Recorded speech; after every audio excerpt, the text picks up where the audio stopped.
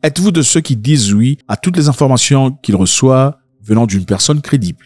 Ou vous remettez en question aussi ceux qui sont censés être crédibles? Êtes-vous de ceux qui disent oui à tout ce que vous entendez venant d'un scientifique, un docteur, un professeur, généralement en Afrique, un pasteur aussi, ils ont beaucoup de crédibilité. Sur beaucoup de sujets, hein, la politique, l'histoire, l'économie. Ah oui, pasteur, ça donne beaucoup de crédit dans beaucoup de choses. La santé, tout le bazar. Êtes-vous de ceux qui croient ce qu'on vous dit par le gouvernement ou vous remettez en question, vous posez les questions? Vous voulez savoir, est-ce vraiment une vérité vraie? Bah écoutez, on vit dans un monde totalement bizarre où la vérité n'est pas toujours la vérité telle qu'elle paraît. Okay? Il faut toujours aller chercher derrière. Quelles sont les raisons pour lesquelles les Anglais disent follow the money, c'est-à-dire il faut voir d'où vient l'argent, où flow l'argent. Ah, okay? Ça bénéficie à qui cette situation? C'est là où se trouvent vraiment les réponses. On nous a raconté beaucoup d'histoires dans ce monde, mais je vais vous poser une question. Pensez-vous que toutes les maladies que l'on connaît, être maladies difficiles à gérer, tout le bazar, sont des maladies qui n'ont réellement pas de cure, tout le bazar? Pensez-vous, je donne un exemple simple,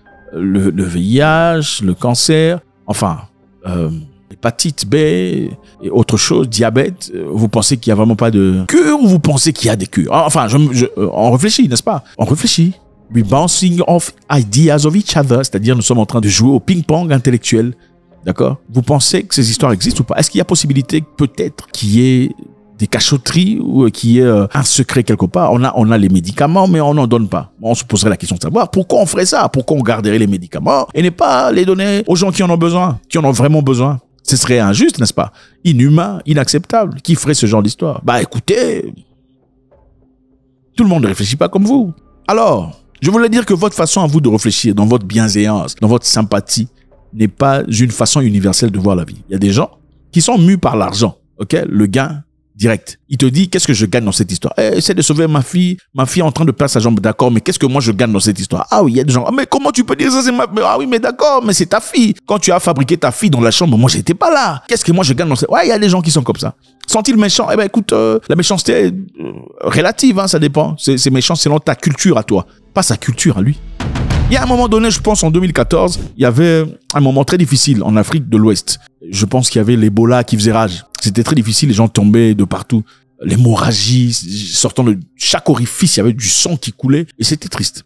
J'ose m'imaginer un père ou une mère qui voir son enfant commencer à s'éteindre. Surtout qu'il fallait pas se rapprocher de l'enfant ou de la victime, il fallait surtout pas toucher la personne de peur qu'on soit contaminé. Ça doit avoir été très dur pour beaucoup de personnes. De voir un bien-aimé, hein, c'était dur. Et évidemment, le monde nous disait qu'il n'y avait pas de cure. C'est une maladie difficile. Il faut simplement prier que ton système immunitaire soit à hauteur de combattre. Parce que dans certains cas, il y a eu des gens qui ont pu résister à la maladie dû à leur système immunitaire qui a pu s'adapter. Et voilà, avec le temps, on a pu se retrouver. Mais la grande majorité des personnes étaient mortes. Alors, tout s'est passé tristement au Libéria et au Sierra Leone jusqu'à ce qu'il y ait eu un cas d'un certain Kent Brantly, un Américain, un médecin, qui était là-bas pendant ce temps. On ne sait pas exactement comment. Je crois que c'était une ONG. Et il est tombé malade. Les États-Unis d'Amérique a dépêché un avion spécialisé quelques heures plus tard pour aller le chercher. Pendant que nous savions que dans le monde, c'était difficile. Si tu as atteint l'Ebola, c'est au revoir.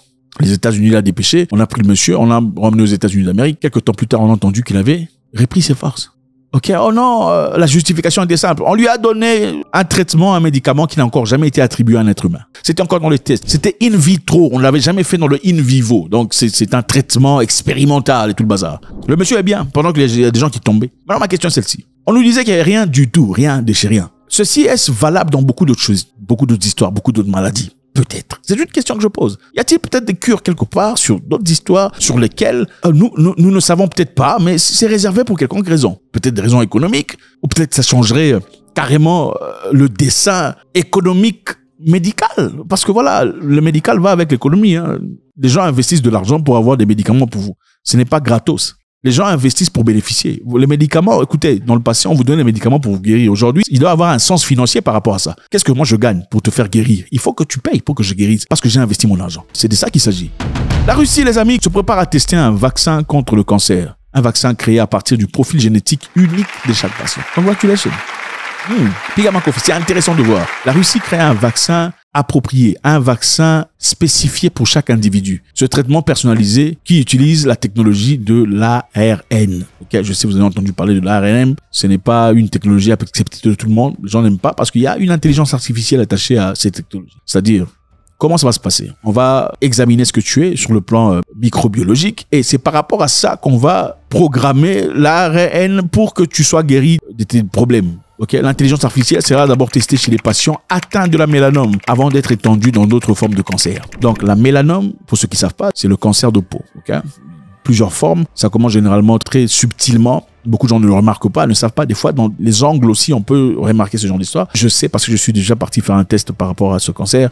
Ne vous posez pas la question, est-ce que tu es médecin? Bah écoutez, je suis quelqu'un de très cultivé, ne vous en faites pas. Alors, ce qui se passe, si la mélanome est détectée tôt, ok, ce n'est pas très compliqué, on peut traiter. Si c'est détecté tôt, on peut à travers des chirurgies, souvent, trouver des solutions par rapport à ça. Mais si ça traîne, ça devient très compliqué, ça peut s'élargir et aller dans d'autres parts. Si on pourrait commencer à recevoir un traitement fondé sur ce vaccin anticancéreux personnalisé développé en Russie dans les mois à venir, selon le directeur de l'Institut de recherche d'épidémiologie et de microbiologie Gamaleya Institute. Donc, à partir du mois prochain, on va déjà commencer à attribuer ces vaccins à plusieurs personnes. Donc, félicitations à la Russie. Il faut taper les mains. Non, il ne faut pas être jaloux, il faut taper les mains. Il faut, quand les choses fonctionnent, quand ça ne fonctionne pas, on dit. Quand ça fonctionne, ça dit. Il faut être honnête. Ok, c'est ça. Moi, les hypocrites, même pas. Je m'en fous. C'est difficile de m'aimer quand on est hypocrite. C'est très difficile parce que je ne suis pas quelqu'un de normal. Je ne le suis pas. Et je ne voudrais pas le devenir. Continuons notre histoire sur la Russie. Alors, encore une fois, le vaccin a été élaboré à partir des données génétiques scientifiques de chaque patient. Donc, c'est chaque patient qu'on scrute d'abord avant d'attribuer. Ce n'est pas plug and play. Oh, prenez ça. Toi, non. Parce que chaque humain est différent. Chaque corps est différent. Ça réagit différemment. Il faut qu'on t'étudie, toi, pour savoir si c'est... Vous voyez? Alors, en raison de ce caractère strictement personnalisé, un cadre réglementaire entièrement distinct de celui des autres médicaments a dû être adopté. Alors, la question ici est quoi? Je pense que c'est très intéressant. Ne vous en faites pas, l'Occident ne sera pas tout à fait content par rapport à ça, parce que le marché du cancer est un marché énorme. On parle de 250 milliards de dollars par an. C'est énorme. Ne vous en faites pas. Qu'on soit chrétien ou pas, musulman ou pas, peu importe ou pas, judaïste ou pas, quand il s'agit de l'argent, c'est de l'argent. 250 milliards de dollars, c'est beaucoup d'argent pour voir une certaine entreprise russe venir tout prendre, hein, gratos. Regardez, si on se fait 250 milliards de dollars dans votre maladie, pourquoi on voudrait vous donner une façon de... Je pose la question. Hein? Si je suis chef d'une entreprise de sécurité, ok? Pourquoi voudrais-je qu'il n'y ait plus d'insécurité? Non, dites-moi, j'ai une entreprise de sécurité. Pourquoi voudrais-je qu'il n'y ait plus d'insécurité? Parce que s'il n'y a plus d'insécurité, ça n'existe plus. Je n'ai plus de business. Et je ne m'attaque pas à ceux qui ont les entreprises de sécurité parce que je suis moi-même l'un d'eux. S'il n'y a plus d'insécurité, on n'a plus de business. Donc, quelque part, autant on veut arrêter ces bandits et ces brigands, on ne veut pas tout à fait qu'ils finissent. Non, il faut être honnête dans la vie. C'est l'honnêteté qui manque aux gens. On veut vous protéger, mais on veut continuer à vous protéger. Voilà pourquoi on veut vous protéger. Parce qu'il faut qu'il y ait des gens qui viennent vous déranger. Sinon, on ne sera pas payé. C'est ça la vérité. Mais on ne le dira jamais ouvertement. Alors, si la Russie subventionne ce vaccin, c'est-à-dire si la Russie donne de l'argent aux grandes entreprises médicinales de recherche pour donner ce vaccin à un prix réduit, parce qu'ils sont capables, c'est ce qu'on appelle subsidies, subventionner. Subventionner, on peut subventionner l'entreprise en donnant des arrêts de taxes ou des pauses de taxes, des pauses d'impôts, ok, pour ne pas payer pendant un temps le temps de faire des bénéfices. D'autres subsidies ou d'autres subventions se font en vous donnant de l'argent pour faire votre produit. On peut faire ça avec le pain, le carburant. On peut donner de l'argent à une entreprise pour produire un produit à un prix moins cher. D'accord? Pour que l'entreprise fasse de bénéfices et que la population ait accès à ce produit à moins cher. Quand le produit est important, ça pourrait être dans ce cas le vaccin. Alors on se dit, si la Russie subventionnait cette histoire, ça aurait un élément incroyable.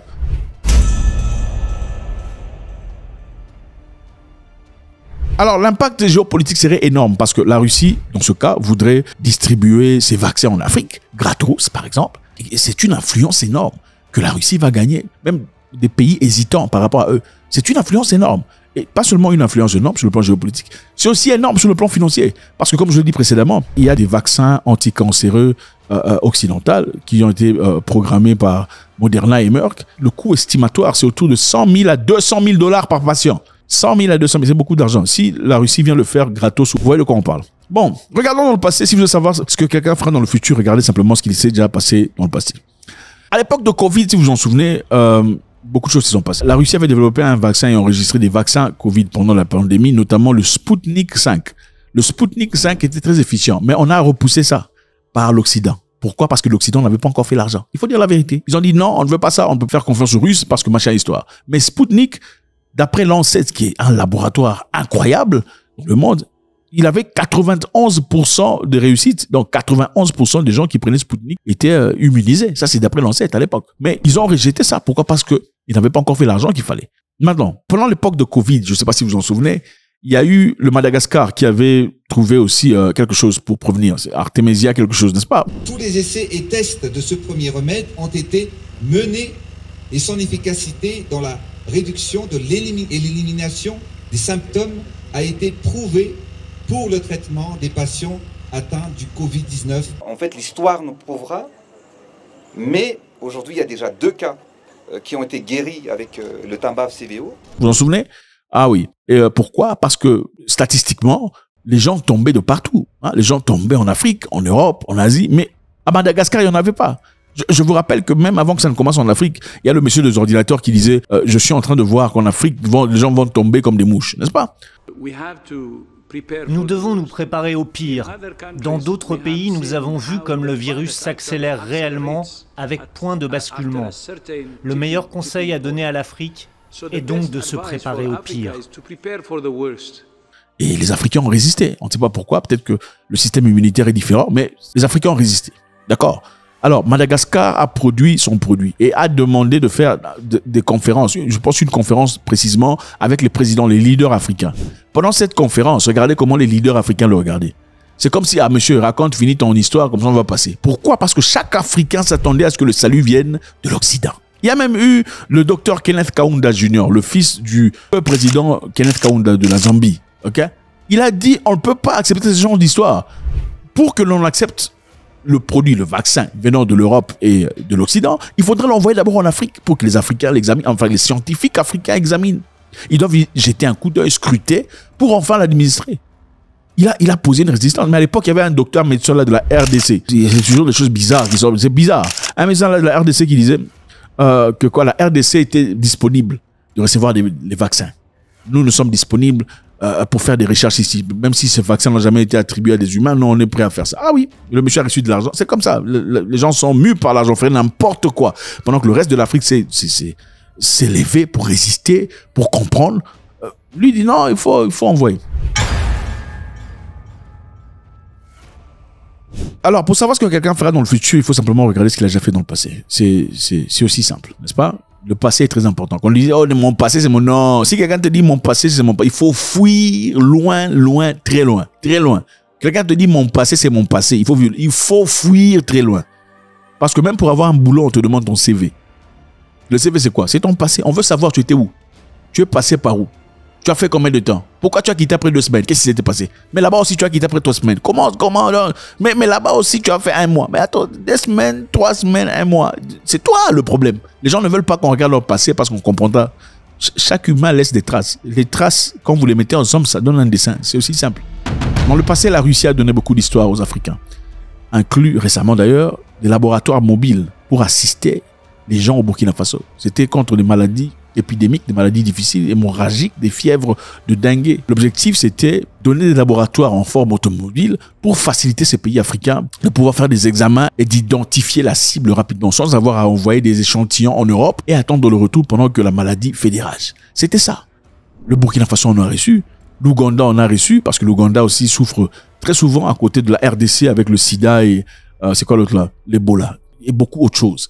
L'Angola a aussi reçu 50 ambulances renforcées, okay? 50 ambulances de la Russie. Ils offrent des choses qui, clairement, je sais que c'est pour un intérêt géopolitique, mais ce sont des choses, c'est clair. L'objectif, ce n'est pas seulement l'argent. C'est vrai qu'il faut se faire de l'argent. Mais les autres veulent seulement l'argent. Vous, après, ils s'en foutent de vous. S'ils sont payés, écoutez, ma question est celle-ci. Vous pensez qu'il y a des choses qui sont là, qui existent pour protéger les gens, mais qui ne sont pas libérées au public à cause de leur prix, à cause de l'argent qui n'a pas encore été récupéré, ou vous ne pensez pas? L'industrie du cancer se fait 250 milliards de dollars par an. Okay? Le traitement similaire à celui-ci est de 100 à 200 000 dollars par patient. Pensez-vous vraiment que ces gens seront contents de voir une autre entité venir tout prendre? C'est très difficile. Faites-moi savoir ce que vous en pensez, c'est toujours avec beaucoup de plaisir. Et YouTube dit que beaucoup parmi vous regardez les vidéos mais vous n'êtes pas souscrit. Pourquoi n'êtes-vous pas souscrit?